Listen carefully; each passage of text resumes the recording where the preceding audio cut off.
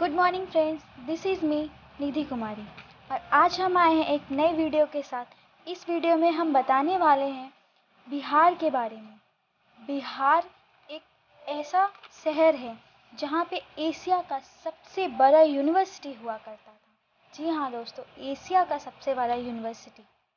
और आज यहाँ के बच्चों अदर स्टेट में जाकर अपनी शिक्षा ग्रहण करने को उचित समझते हैं। बेंगलोर, दिल्ली, कर्नाटका, न जाने कहाँ कहाँ लोग जाते हैं अपनी शिक्षा को ग्रहण करते हुए, बल्कि यहाँ पे सबसे बड़ा यूनिवर्सिटी हुआ करता था। तो आखिर क्या हुआ उस यूनिवर्सिटी का, क्या हुआ, आज हम इसी बारे में आपसे कुछ बातें करेंगे, आपको बताएंगे। तो लगे रहिए हमारे इस वीडियो के साथ, हमारे चैनल के साथ लगे रहिए, हम आपको आगे की बात बताते हैं। 6वीं शताब्दी में हिंदुस्तान को सोने की चिड़िया कहा जाता था और यह सुनकर देश विदेश से लोग आते थे। मुस्लिम आक्रमणकारी आकर हिंदुस्तान को लूटते थे और अपने देश लेकर जाया करते थे। उस समय नालंदा यूनिवर्सिटी के देख रेख करने वाले और वहाँ के शासक सम्राट कुमार गुप्त होते थे। उन्होंने ये नालंदा यूनिवर्सिटी को बनवाया था और इस यूनिवर्सिटी में न जाने कितने लोग कहाँ कहाँ से विदेशों से लोग आकर, जैसे जापान, इंडोनेशिया, तुर्की, चाइना से भी आकर यहाँ पे अपनी शिक्षा को ग्रहण करते थे। यहाँ पे हर एक धर्म की शिक्षा ग्रहण होती थी। जैन धर्म, सिंधु धर्म, सिंधु लिपि जो आज न जाने कहाँ जाकर लुप्त हो गई है। उसी समय पूरे हिंदुस्तान पे खिलजी का राज चलता था और इस यूनिवर्सिटी को खिलजी के बस एक आदेश से पूरे यूनिवर्सिटी को जला दिया गया। वहाँ पे सिर्फ 10,000 छात्र को गाइड 2,000 शिक्षक करते थे। जी हाँ दोस्तों, 10,000 छात्र देश विदेशों से आकर इस यूनिवर्सिटी में रहते थे। और हाँ, यहाँ पे एक पहला यूनिवर्सिटी है, एशिया का सबसे बड़ा यूनिवर्सिटी, जहाँ पे बच्चों को रहने के लिए हॉस्टल भी मौजूद था। ये पहला यूनिवर्सिटी है दोस्तों, जो बच्चों को फ्री में खाना, हॉस्टल, सब कुछ रहने का भी इंतजाम था।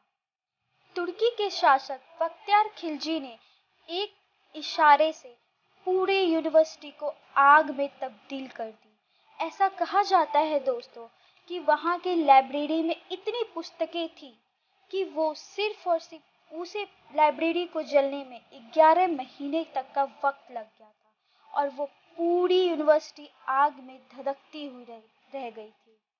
और ना जाने वहाँ से कितने महापुरुषों ने वहाँ से निकलकर शिक्षा ग्रहण कर देश विदेशों की नाम रोशन की। जैसे कि हमारे हिंदुस्तान में एक आर्यभट्ट जो कि महापुरुष थे, उन्होंने निकलकर वहाँ से इस हिंदुस्तान को बहुत ही अच्छी खोज कर दी थी। जी हाँ दोस्तों, जीरो का निर्माण आर्यभट्ट ने ही की है। तो कैसा लगा दोस्तों आपको इस नालंदा यूनिवर्सिटी के बारे में जानकर, और इसके आगे की जानकारी आपको हमारे दोस्त देंगे। इस यूनिवर्सिटी कैसे जली और इसका पतन कैसे हुआ, आगे की जानकारी आपको हर्षित जी से मिलेगी।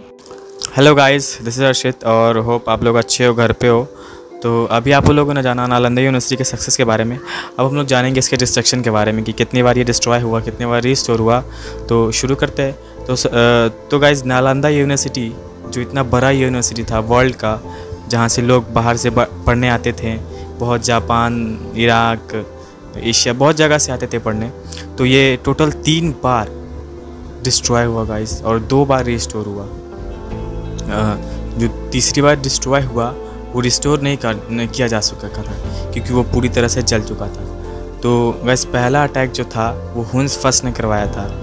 हुन्स फर्स्ट ने पहला अटैक करवाया और जो दूसरा जो उसको पहला अटैक के बाद जो उसको रिस्टोर करवाया था उसका नाम था सेकंद गुप्त। सेकंद गुप्त ने, राजा थे गुप्ता डायनेस्टी के, तो उन्होंने उसे रिस्टोर करवाया पहला अटैक के बाद।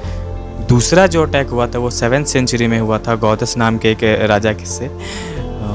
उनके बारे में ज़्यादा पता नहीं। गौदस मतलब बस इसलिए जान रहे थे कि उन्होंने नालंदा यूनिवर्सिटी पे सेकंड टाइम अटैक किया।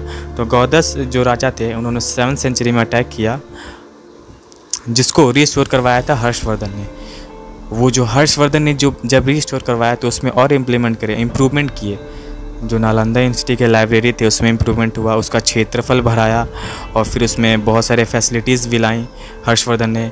और टाइम पे उन्होंने जो डोनेशन हुआ है वो सबसे ज़्यादा हर्षवर्धन ने दिया है। तो ये दूसरी बार अटैक के बाद हर्षवर्धन ने इसे रिस्टोर करवाया। अब तीसरी बार जो अटैक हुआ था वो मुस्लिम इन्वेडर बख्तियार खिलजी, जब इंडिया पे खिलजियों का राज था, इंडिया कह सकते हैं ऐसा, तो जब खिलजियों का राज था तो बख्तियार खिलजी ने ऐसा डैमेज करवाया कि मतलब वो कभी बन ही नहीं सकता। उसने पूरे मतलब यूनिवर्सिटी को जला दिया। 90 लाख बुक जली थी, जो कम से कम 3 से 6 महीना तक यूनिवर्सिटी जलते रहा। और इसके पीछे बहुत स्टूपिड सा कारण है, आप लोग मैं बताता हूँ क्या कारण है। तो एक बार बख्तियार खिलजी बहुत बीमार पड़ गया था, बहुत ज़्यादा उसकी हालत बिगड़ने लगी थी दिन पे दिन। और उसके जो वैद्य थे वो उसे ठीक करना चाहते थे पर उनसे नहीं हो पा रहा था। उसकी बीमारी ही कुछ अलग थी। वो हर वैद्य से मिलना, मतलब वो मुस्लिम ही वैद्य से जाता था कि चाहता था कि अपना इलाज करवाए, पर दिन नहीं हो पाया। कोई भी मुस्लिम वैद्य उसे ठीक नहीं कर पाया। पर किसी ने उसे बताया कि आप जाइए नालंदा यूनिवर्सिटी में एक आयुर्वेदिक आचार्य है राहुल सुभद्रा करके, उनसे आप अपना इलाज करवाइए, आप ज़रूर ठीक हो जाएंगे। पर उसने नकार दिया। उसको लगा कि कोई हिंदू को इतना ज्ञान नहीं है जो उसे ठीक कर सके, तो उसे नकार दिया। फिर उसकी हालत और बिगड़ने लगी, बहुत बिगड़ने लगी। तब उसने सोचा कि चलो एक बार ट्राई कर लेते हैं। उसने उसे बुलाया राहुल सुभद्रा को। तब उसके बाद उसने उसके सामने एक शर्त रखी कि जो तुम दोगे, मतलब जो तुम्हारा भी आयुर्वेदिक का जो रहेगा मतलब दवा, वो हम नहीं लेंगे, ठीक, पर अगर तुम मुझे ठीक नहीं कर पाए तो मैं तुम्हें जिंदा मार दूंगा। पागल था, इसलिए बिना दवा लिए हुए उसको ठीक चाहता था कि वो ठीक हो जाए, क्योंकि वो अपने मुस्लिम इसमें है, मुस्लिम वो सोचता था कि कोई हिंदू का कुछ मुझे मेरे शरीर में ना लगे, इसलिए उसने मना कर दिया। हिंदू या जो भी हो, बुद्धिस्ट या उसमें दवा ना लगे। फिर उसके बाद वो राहुल जो थे उन्होंने हाँ कर दी। बहुत सोच विचार करके उसने हाँ कर दी कि चलो मैं आपका बात मानता हूँ, मैं आपको ठीक कर दूँगा। फिर उसने 2 दिन या 3 दिन का समय मांगा। वो अपना यूनिवर्सिटी वापस गए और इस पे जो थे मॉन्क्स, जो उनके बड़े बड़े अध्यक्ष थे, उनसे विचार किया। फिर वो वापस आए बख्तियार खिलजी के पास और एक कुरान लेके आए, ठीक, और उन्होंने उसे बख्तियार खिलजी को दिया और बोला कि आप रोज़ इसे पढ़िएगा, रोज़ या 2 या 3 पन्ना पढ़िएगा। तो उसे पढ़ने लगा। उसको क्या पता कि बख्तियार खिलजी को लगा कि तो ये तो मेरा कुरान है, इसको मैं पढ़ सकता हूँ, और इसलिए उसमें पढ़ने लगा। उसमें कुछ डाउट नहीं लगा उसे, क्या मतलब ये क्यों करवा रहा है। तो फिर उसके बाद वो धीरे धीरे ठीक होने लगा, वो कुरान पढ़ के ठीक होने लगा। उसके बाद एक दिन ऐसा आया कि वो बिल्कुल ठीक हो गया। तो फिर उससे आश्चर्य हुआ कि अरे मतलब सिर्फ कुरान पढ़ने से मैं ठीक कैसे हो गया। तो गाइस यहाँ पे एक ट्विस्ट आता है कि जब राहुल सुभद्रा ने उसे कुरान दिया, उससे पहले उसने जो पन्नों पे था लेप लगा दिया था, मतलब आयुर्वेदिक लेप लगा दिया था। तो जिससे वो जब थूक लगा के, मुस्लिम लोग आदत है कि थूक लगा के पन्ना पलटते थे, तो जब थूक लगा के पन्ना पलटता तो वो जो दवा था वो पूरा उसके मुंह में चला जाता और उसका मतलब प्रभाव डालता शरीर पे। इसलिए वो हर दिन जितना पन्ना पड़ता उतना दवा उसके अंदर जाता। तो इससे वो ठीक हो गया। पर जब ये बात उससे पता चली बख्तियार खिलजी, तो वो इतना अलबला गया, मतलब सोचा कि अरे ये तो मेरे धर्म के खिलाफ हो गया, जो मना किया था वही उसने कर दिया। मतलब जिसे मना किया था राहुल को कि भाई कोई मुझे दवा नहीं देना, वही उसने किया। जब उसके बाद उसने जो किया तो आप सब जानते हैं, अपनी पूरी सेना को ले जाके वहाँ पे उसे जलाने के लिए कह दिया। पूरी मैन्युस्क्रिप्ट सब लोग की जल गई, पूरी जितने भी मॉन्क्स थे सबको उसने मरवा दिया, बहुत बेरहमी से मरवाया। अगर आज वो मैन्युस्क्रिप्ट हम लोग के पास रहती तो आज इंडिया कहाँ से कहाँ रहता। पर क्या कर सकते हैं, जो वो उसने जलाया 90 लाख किताबें जली। उस लाइब्रेरी में कितने कीमती किताबें थी, तो वो जला और 3 से 6 महीना लग गया पूरा नालंदा यूनिवर्सिटी को अच्छी तरह से जलने में। 6 महीना, सोचो इतनी बड़ी यूनिवर्सिटी थी। एक बुक है तबायत ए नसीरी करके, जिसने लिखा था मिहाज करके, मुस्लिम रूरल थे, उन्होंने लिखा था। उसमें ये आपको पूरा पता चलेगा कि कैसे बख्तियार खिलजी ने नालंदा को जलाया, कॉन्स्पिरेसी मतलब उस पर आपको पता चलेगी। तो गाइस यही थी डिस्ट्रक्शन पे। और 2006 में former president APJ Abdul Kalam ने इसे रिवाइव करने के लिए मतलब पार्लियामेंट में ये अपना प्रपोजल रखा 2006 में। तो जो ये ले जाते 2014 हो गया। उसके बाद वो तो रिवाइव नहीं हुआ, जो असली नालंदा यूनिवर्सिटी है वैसे ही खंडर पड़ी हुई। उसके बगल में आगे जाके एक नई नालंदा यूनिवर्सिटी बनी है। तो यही थी।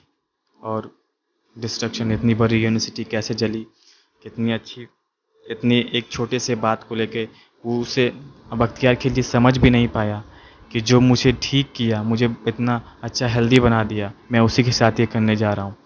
ये बस यही छोटी मोटी बातें हैं जो वो समझ नहीं पाया। पर वी आर इंडियंस, अभी भी हम लोग